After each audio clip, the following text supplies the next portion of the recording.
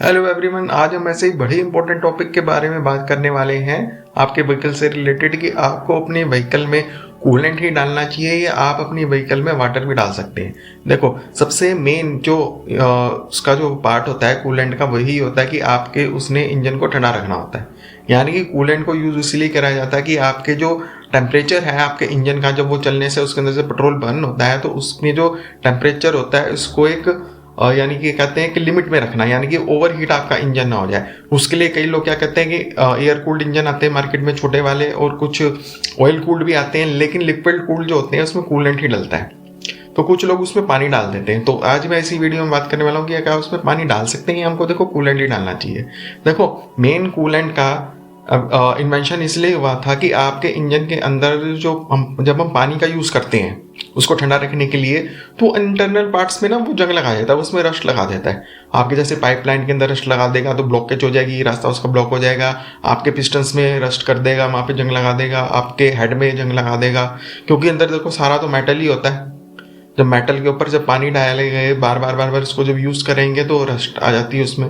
और दूसरा उसका ये होता है कि जब आप पानी यूज़ करते हो तो हम जानते हैं कि उसका जो बॉइलिंग पॉइंट होता है वो 100 डिग्री सेल्सियस का होता है, और उसका जो फ्रीजिंग पॉइंट होता है वो 0 डिग्री सेल्सियस होता है। तो यानी कि 100 डिग्री से ऊपर जब उसका टेम्परेचर जाएगा आपके इंजन का, जो उसके अंदर जो पानी आपने डाला होगा वो इवेपोरेट होके वो डिस्पियर होना शुरू हो गया। यानी कि आपके जो बोतल होगी ना उसके अंदर, जिसके अंदर आप रिफिल करोगे उसके अंदर पानी को, वो वहाँ से धीरे धीरे उड़ता जाएगा। आपको बार बार अपने उसको टॉप अप करना पड़ेगा, उसको रिफिल करना पड़ेगा पानी को। अगर आप भूल गए तो आपका इंजन हीट हो जाएगा, अगर हीट हो गया तो सीज मार जाएगा। और दूसरा, अब बात करते हैं इसके फ्रीजिंग पॉइंट की। और आपका जो पानी का जो फ्रीजिंग पॉइंट होता है वो 0 डिग्री सेंटीग्रेड होता है। अब मान लो आप किसी हिली एरियाज में रहते हो, जैसे लेह लद्दाख हो गया, या -10 डिग्री -15 डिग्री तक टेम्परेचर रहता है, तो वहाँ पे अगर आप पानी का यूज़ करोगे तो वो आइस बन जाएगा, वो बर्फ़ बन जाएगा। जैसे पाइपलाइंस भी आपने देखी होगी, जो इस हिली एरियाज में रहते हैं वो अपनी पाइपलाइंस के में भी जम जाती हैं, तो टंकी से उनके नलके में पानी भी नहीं आता, वो अपनी स्टोरेज करके रखते हैं जैसे विंटर्स वाले टाइम पे। तो यही स्थिति आपके इंजन्स के अंदर भी हो जाएगी। जो उसका जो पैसेज है जिसमें वो पानी रन कर रहा है आपके इंजन के पास, जो पूरा वो फ्रीज हो जाएगा, तो ब्लॉक हो जाएगा।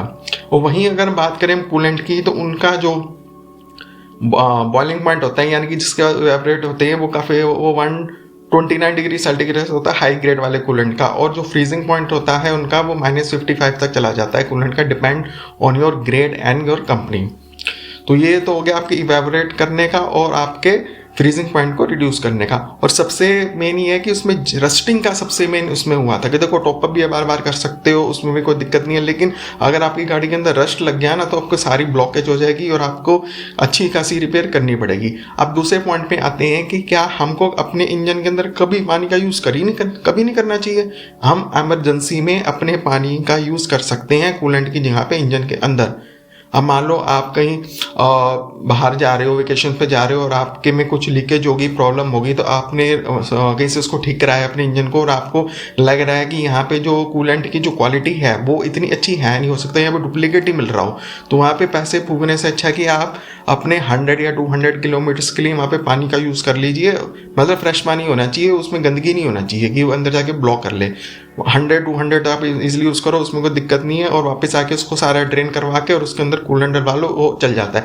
लेकिन अगर आप उसको लॉन्ग टर्म के लिए यूज़ करोगे ना पानी को कूलेंट की यहाँ पे, तो एक तो वो रस्टिंग का इशू आपके अंदर आ जाएगा, और बार बार आपको उसको टॉप अप करना पड़ेगा। और जैसे मान लो किसी हिली एरियाज में आपने कार में या बाइक में जिसमें भी कूलेंट यूज़ होता है वहाँ आप लेके चले गए पानी यहाँ पे, तो वहाँ पे वो फ्रीज हो जाएगा सारा, तो वो सर्कुलेट ही नहीं कर पाएगा उसके अंदर। तो ये सारी दिक्कतें हैं कि उसके यहाँ पे जो हमारे जो साइंटिस्ट हैं, जो इंजीनियर्स हैं, उन्होंने कूलेंट की इन्वेंशन की थी।